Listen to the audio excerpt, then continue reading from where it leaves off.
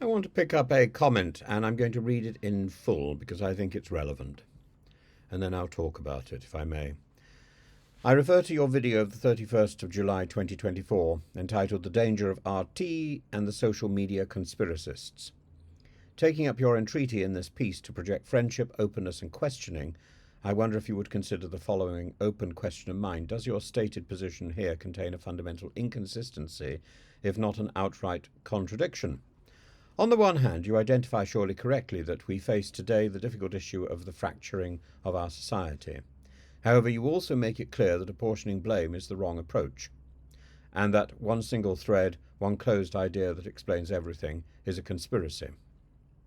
Yet when it comes to your discussion of the recent incident in Stockport and the various causes of it that have been put forward, you proceed, it seems to me, to precisely apportion the blame you rightly warn against.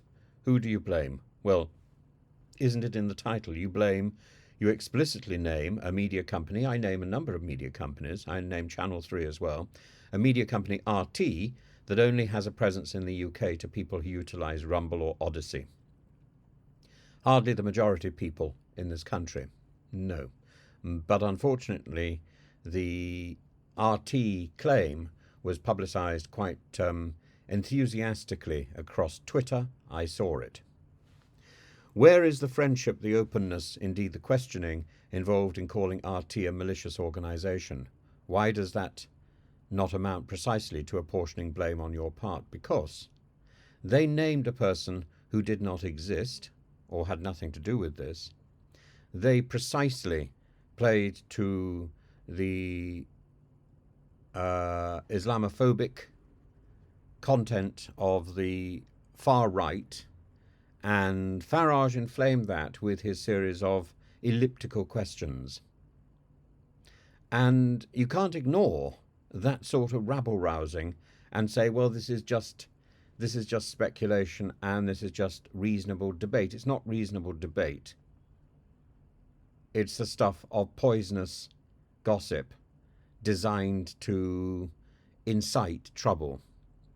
And it's part of a barrage, a long process of doing the same sort of thing. They got it wrong with the Roma in Leeds. They got it wrong with the Southport stabbing, and then there's the failure of our current policing, which is not made any better by the kicking in Manchester Airport.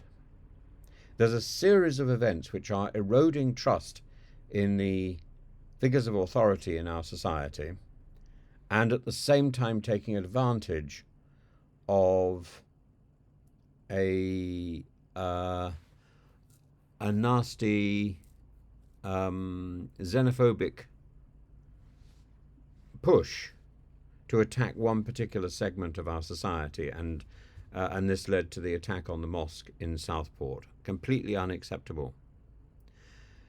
If it is the duty of particularly the philosopher to heed Socrates' claim in respect of the unexamined life and to follow the injunction of the Delphic oracle to know yourself, then doesn't that mean that if we are going to adequately address some of the profound societal problems that we face, we should all do well to try to do what seems to be the most difficult thing of all: question ourselves, our own biases, our own prejudices, and learn as much as we can about them, rather than grabbing whatever opportunity we can to indulge in them.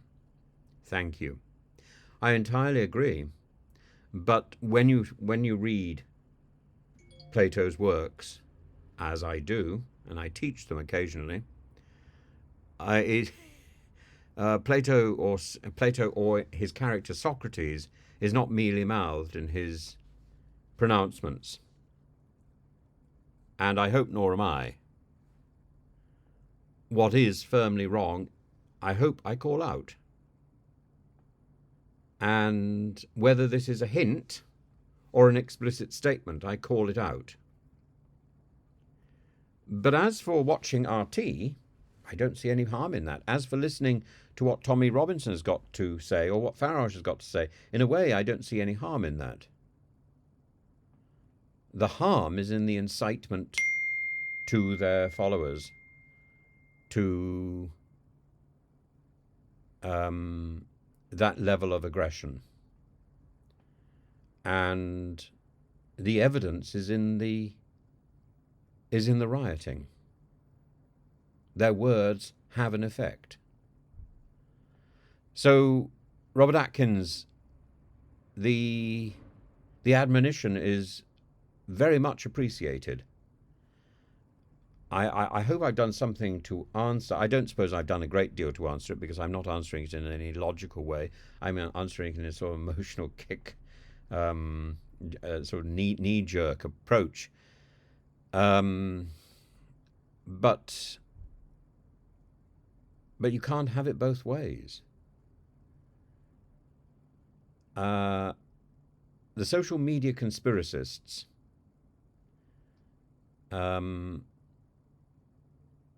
are putting forward simple answers. There is no simple answer. Does it mean that simple answer is wrong? Yes, ultimately it does. That simple answer that they're putting forward is that Islam is to blame. That is wrong. The concerns about the fracturing of our society, which they also put forward, is right. And the failure of our police system, the failure of our GP system, the failure of our court system, that is right. But Islam is not to blame for all that. And they are also right that we have problems integrating people who come to our country into our society. But that is partly because people come to our country thinking this is an open society, and then come across this far-right phalanx of fear and hatred, manipulated by people, one of whom is in Parliament, is an elected representative. Yeah, how on earth would somebody who is a Muslim go to Farage for help because they fear they are threatened by Islamophobic right-wing ranting? How can somebody in Clacton go to Farage for help when Farage is so obviously beating up the clack of his little gang? Farage is no longer responsible for that little gang. Farage is an elected MP. He needs to man up and do his job and shut up when it comes to stirring. He has no responsibility if he continues to blabber on Twitter and to rabble-rouse in the way that he's doing it. And I am not in any way deceived by his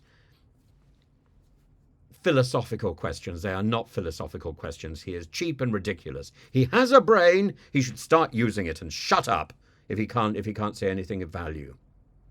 Remember the admonition in Bambi, because it's one that he should take to heart. If you've not got anything nice to say, don't say nothing at all.